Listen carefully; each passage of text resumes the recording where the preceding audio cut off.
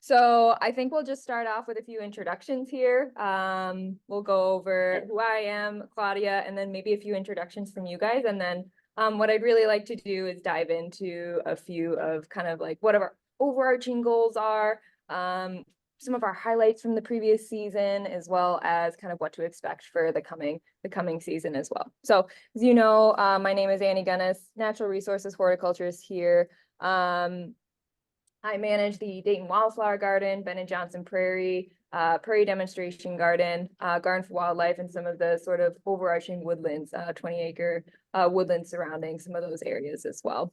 So 70% of my time is managing those areas, and the other 30% of my time is sort of focused on conducting tours, giving presentations, as well as writing articles and presenting at conferences and things like that. So what I will be asking of you is to talk a little bit about what your favorite plant is here. So for me, I put a picture up here. It is Anemone acuta loba, which is our sharp-lobed hepatica. It's one of my favorites here in the spring months, since it's one of our spring ephemerals coming up here soon. So kind of changes by the season for me, as I'm sure maybe does for you folks as well. But that's a little bit about me. A couple of other things. I just finished a master's of Science in Natural Resources, Science and Management from the University of Minnesota just this month. So really excited about that. Thank you. All done. Ready to do some other things. So anyway, that's a little bit about me, but let's talk a little bit about Claudia, and then we'll move it to the volunteer team.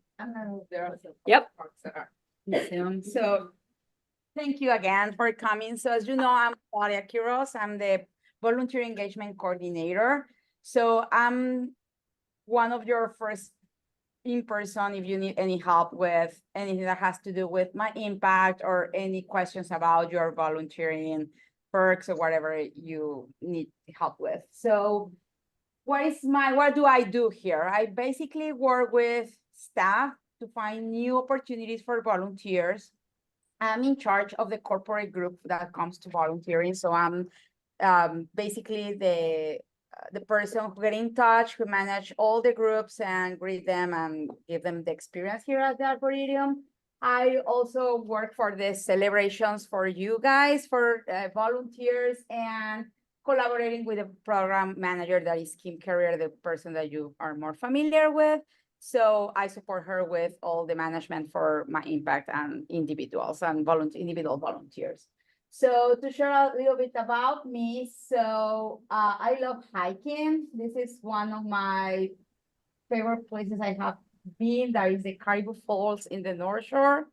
But I want to share a little bit about my hometown that is in Mexico. This is Puebla, is where I was born, and this was the landscape which I grew up. So I always watch the Popocatépetl volcano all the mornings from my window. And these are, I don't know in English what is the plant, but in Mexico it's cempasúchil. That is the flower that we use for the Day of the Dead.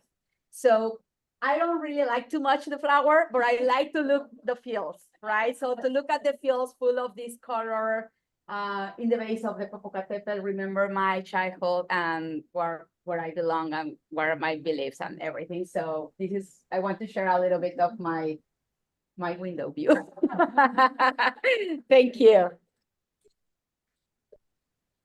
Awesome. Well, now it's your turn. So we wanted to just give a few introductions here. So I think we'll go around the room here in person first, and Zoom folks, I really hope that you'll be able to hear this. If not, we'll have a recording to kind of go through that. So we'll start with folks in person, and then we'll kind of go through via Zoom. But I'd really like you to just sort of share your name, the years that you've been here as an Arboretum volunteer. If you're new, what attracted you? If you're returning, what do you most enjoy? And then your favorite plant today. So that can be a tree, a shrub, a forb, a grass. So both Claudia and I chose a forb species, but lots of different options for you. So yeah, why don't we go ahead and get started? When we start, I'm just going to go over a couple of, review some highlights from 2023, this past season, and kind of what to expect in the year for 2024. Few of our overarching goals, and kind of doing a little bit of a review for some of our new folks on some of the areas that we manage and why.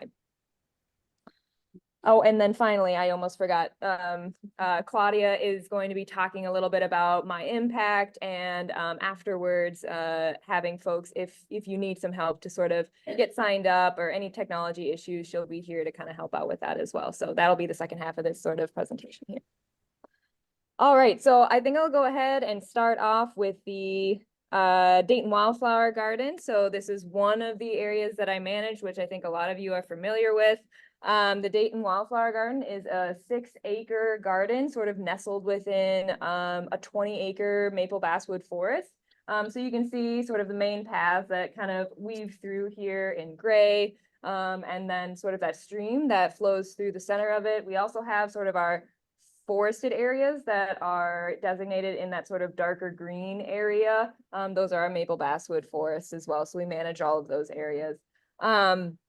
So the photos on the right are actually, our state flower, the I'll show you lady slipper here. We have our large flowered trillium next to it. Silphium integrifolium down below on the bottom left, which is our rosin weed, and then the hepatica, sharp-lobed hepatica, anemone acuta lober. So those are some of the sort of species that you'd find in the wildflower garden, really just kind of to showcase how native plant communities can be both at the forefront of native gardening, as well as a display garden, but also kind of within a larger forest ecosystem as well. So some of the goals in these areas particularly are to kind of bolster current plant populations, as well as adding some additional diversity. We also spend a fair amount of time removing invasive species, as some of you veterans may already know, as well. So kind of a combo of the two. We also do some general maintenance as well in these areas. So speaking of, we have a few invasive species that we will be tackling this spring. Siberian squill, garlic mustard, goutweed are kind of the first three that we kind of tackle in the next couple of months. And as you know, these are all considered pretty invasive. They're invasive because they, displace a lot of our native vegetation and kind of shade or crowd out those areas. So we try to sort of manage those things. Largely with our volunteer team, we're going to be using manual treatments. So that's going to be either digging out, cutting off seed heads, things like that. We do have other tactics that might include mowing or herbicide treatments as well, but we usually dedicate that for our other employee work and whatnot. So mostly manual treatments for our volunteer crew. Now, just a quick show of hands here, at least in the room and on Zoom, if you are showing your screen. How many people are familiar with one or more of these species? Quite a few. Two? Yeah, one, at least one. Yeah, so we've got quite a few. And then we'll dive a little bit deeper as we go through the season on kind of what they are and why they're important to kind of get rid of. But just to give you a little taste. So then within the Dayton Wildflower Garden, this is a very busy map, right? But not to show, what's really written in there, I just kind of want to showcase what we did over the course of 2023. So these are all of our plantings or transplants that we did in the 2023 season last year. So that was over 1,900 plantings or transplants that were done. So really a real big increase from last year. Actually, we did about 1,900 plants over the course of the entire area of what we worked on. And yeah, so this was quite a bit. So I just want to say volunteers helped pretty tremendously with that. So thank you. So we'll talk a little bit about then some of the pilot projects that we have going on here. This is looking at some of the forest dynamics, really to better understand some of the resilience in our changing climate. And some folks that went to the Spotlight series may be familiar with this a little bit. But basically, we're looking at some of the different forest units, F23 and F24, that really surround the Dayton Wildflower Garden. But what we were doing is just trying to compare the community composition, so that you can kind of see that on the right. Some of our historic species composition would have been elm, basswood, or sugar maple here. But as folks may be sort of familiar with, back in the 1980s, we actually lost a lot of our elms, largely due to Dutch elm disease. So as you can imagine, that created a large disturbance and shifted our community composition. So today, we're largely dominated. Oh, well, what is left really is kind of stumps like these in the wildflower garden, right? So sugar maple, basswood, and ironwood is largely what our community composition is based out of today. So we're also looking at diameter distribution, seedling and sapling regeneration, crown classes, things like that, just to look at our forest structure to better inform some of our management decisions. So some of the work that we've been doing to implement that is some of our maple thinning projects that I think folks have worked on in previous years that we're kind of continuing through today. And then from there, we're going to be adding some additional diversity and whatnot, and taking a look at that. We've had some silviculturists come in and kind of, look a little bit deeper at, how we can create better forest structure and more resilient forests in the future of climate change. So next I want to talk a little bit about the Garden for Wildlife. This kind of just demonstrates a variety of ways that we can landscape for wildlife throughout the seasons. So birds, insects, reptiles, and mammals. We've got a few photos here of some of the species that we've seen throughout the season, the liatris for Amy, as well. So kind of a lot of fun in the Garden for Wildlife. But this map on the right is sort of that concept map that was initially drawn up to just look at, how we're creating the different pollinator beds, the different trees and shrubs that really benefit different wildlife species throughout the season, the different bloom times that are really important. So really just, in addition to sort of, boulder walls and brush piles and things like that. So some of the current projects in this area really include continued maintenance like pruning. We also have mulching, and we do quite a bit of planting for additional diversity and things like that. Largely focused on climate resilience. So next here is the Bennett Johnson Prairie on the Prairie Demonstration Garden. So this is a 20-acre reconstructed prairie, another area that we'll be working in to some degree. So it was reconstructed back in 1965 and initially modeled after the Schaefer Prairie. So if anyone's familiar with that, it's about maybe 45 minutes away from here, kind of near Glencoe, Minnesota, managed by TNC. So that was sort of where the initial seed came from. We've added a lot of that since then, and since it's been quite some time, since 1965, it's also been bolstered for additional species as well. But the prairie itself really showcases how native plant communities emulate sort of this diverse, healthy prairie ecosystem in Minnesota. So if we focus kind of on the watercolor painting, which is on the left, you can see the different community compositions. In the top brown is where we have our oak savanna. Moving down into the green is our formal sort of tall grass prairie, and then a few potholes and wet prairie areas as well, kind of in blue and purple respectively. So it kind of is a really nice display of a few different ecosystems. Now, the Prairie Demonstration Garden actually emulates many of those plant species that you find in the Bennett Johnson Prairie. And general goals in this area is largely the same. So bolstering some of our additional species. We did some plantings last year, some additional seeding as well. We're doing a lot of invasive species removal. From a volunteer standpoint, it oftentimes is manual removals, cutting off seed heads, things like that, or pulling out annual or biennials weeds. Okay, lastly, we'll just talk a little bit about some of the things that we did over the course of the last year. So these are focused on manual treatments in the Bennett Johnson Prairie and the Garden for Wildlife. So what this map really shows is some of the species that we worked on. Each color represents a different species.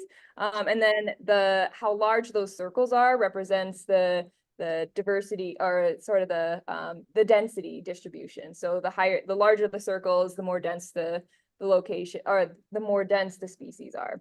So we worked on things like reed canary grass, smooth brome, garlic mustard. Some of the other species would include annual or biennial non-natives like mullins or pennycress or things like that. So it's just kind of a cool photo to show a lot of the work that us as volunteers and employees have done throughout this past season. Yeah. No, it's not. I don't have a photo of it, but we can talk about it and I can show you some of those details later. Yeah. Absolutely. Yeah, so this is kind of example of that reed canary grass, our smooth brome and garlic mustard here, which I think some folks are familiar with. So next is kind of talking a little bit about just general overarching goals and how much volunteers really help with the work that we do. So these are just some of the photos from the last 2 years that kind of showcase some of the work that gets done on a day-to-day basis, right? So first and foremost, at least for me, I focus on sustaining ecosystem function. Improving biodiversity function for high resilience. And when I think about resilience, it's really important to think about this when we're considering climate change and preparing for transition into future conditions. So resilience to me and what folks in literature talk about is improving functional redundancy. So what that is having multiple species available to fill a function in an ecosystem. So basically that ecosystem can recover from a larger disturbance and tolerate a wider range of conditions. So that's why we're kind of adding additional diversity and trying to rebuild the function that was lost. So in addition to sort of removing invasive species, adding additional diversity, seeding and things like that, it's really important for us to kind of, improve that resilience in our landscape. So for the 2024 season, this year will largely be a continuation of last year. We're going to be trying to reduce invasive species. We're also going to be continuing to bolster native species through seedings and plantings, things like that. As volunteers, you can expect to help with tasks like manual removals, invasive species, digging or deadheading, things like that, as well as planting more plants. So we have a wonderful greenhouse management team that grows a lot of our seeds into plugs that we can then kind of plant out. Generally, as folks who are already well aware from a veteran standpoint know, we usually have our volunteer season from April to October. And then for folks that are new in the crowd, we usually meet on Thursdays or Saturdays, both from 8 a.m. to 12 p.m. And then we usually take a break around 10 a.m. in the cafe. So I oftentimes send emails out on Wednesdays the day before, letting folks know where to meet, as well as how things are, what to expect and what to bring. So with that, if there are any other additional questions, I know we had a few come up during sort of the talk here, but if we had other questions, I'm happy to take that now. Otherwise, I'm going to transition it over to Claudia. Okay, thank you. Well, basically, I don't want to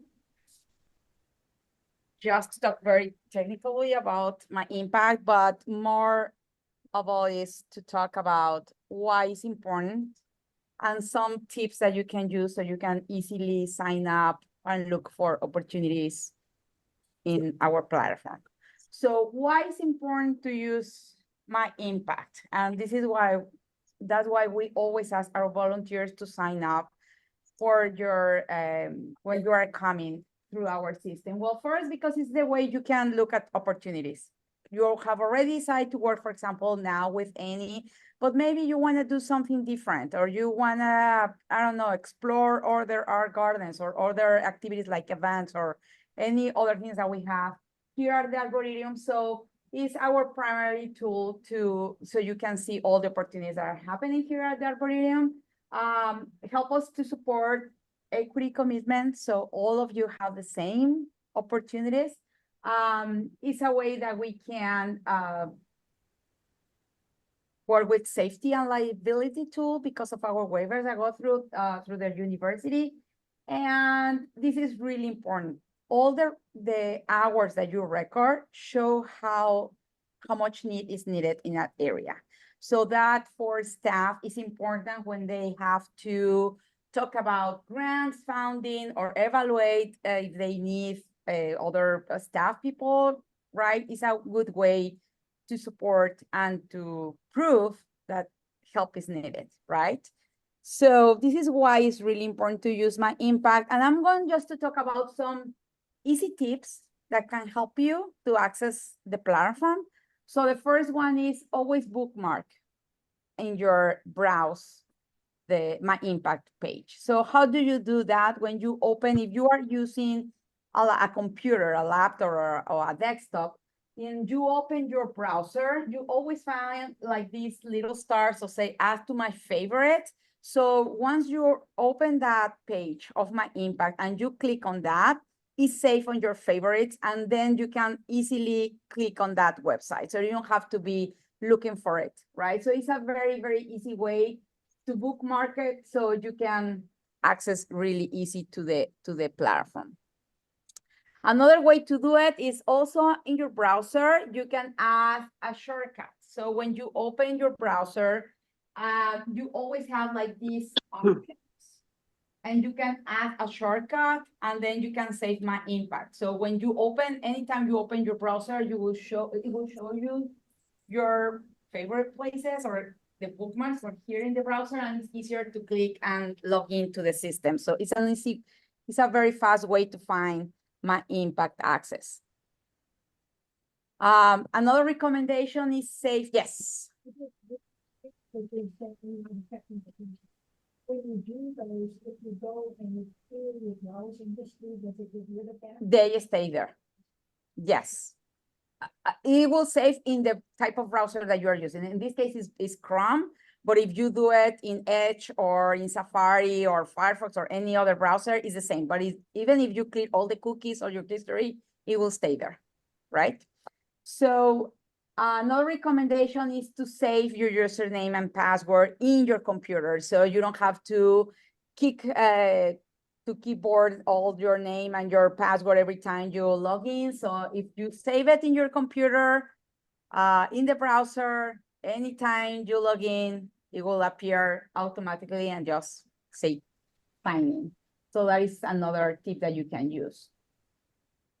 Now, when you are in the system, what we recommend is to use the opportunity list instead of the opportunity calendar, because the opportunity calendar is like a little bit messy. So always use the opportunity list, and it will show per areas what are the opportunities that are open. So we have sections like garden and grounds, events, youth education, adult education, and then in each one of the categories, you will see all the opportunities that are open. So it's a very easy way to find any other opportunity that you want.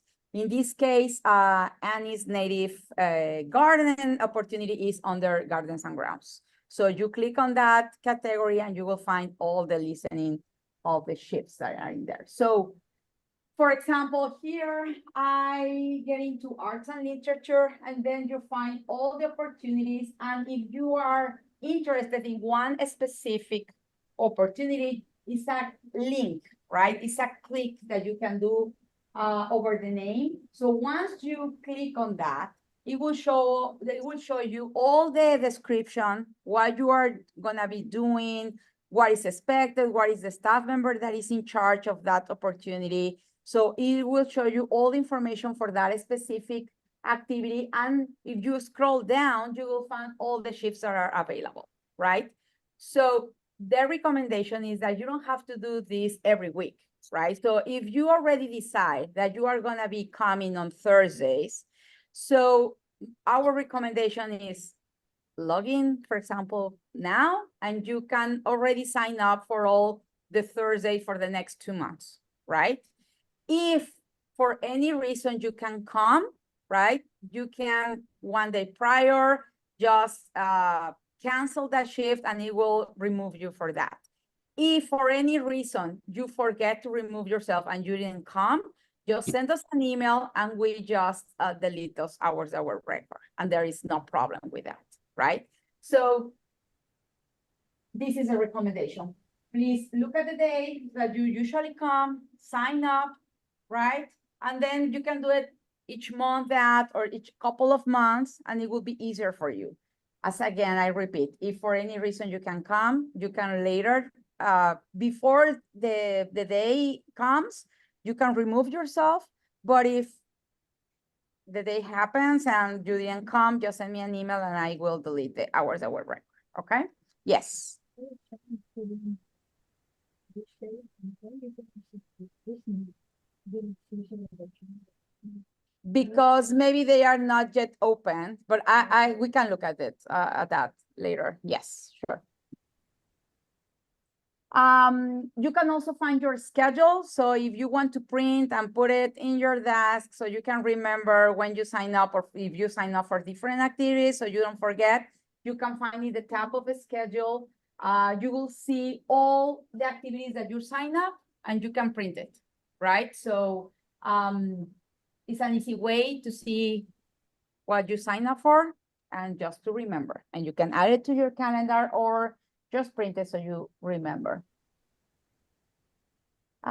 If for any reason, for example, I don't know, you sign up for 8 to 12 and for any reason you stay an hour more and longer, yeah, so you need to record that extra hour.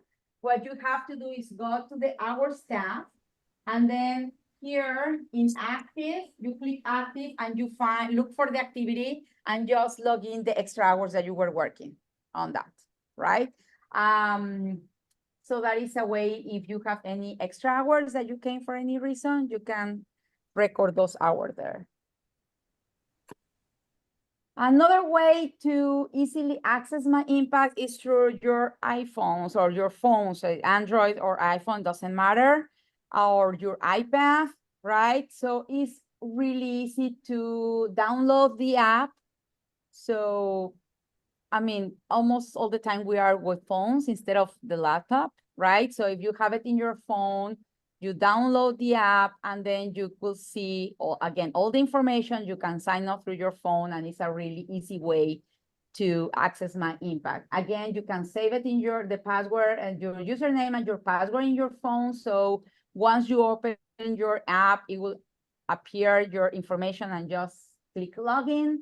And it's a version for Android and Apple phones. So if you wanna sign up now for, sorry. If you want to sign up for Annie's activity, you can do it. If you want to do it later by your own, so we can do it on my laptop, that is another option. And please remember, if you have any questions, you can reach out by mail, by phone. We are always the second week of each month. I am at the cafeteria. So I am from 10 to 11 to help you with anything with my system or any questions that you have. So I'm always there. And if for any reason you can come during those days, you can just send me an email. We can Zoom, we can meet any day you come. So please reach out. We are there to help you. And our office is in the basement of the Snyder building. So, but I mean, you don't have to go there. So just send an email and we can meet in the cafe or whatever is better for you, right? Thank you.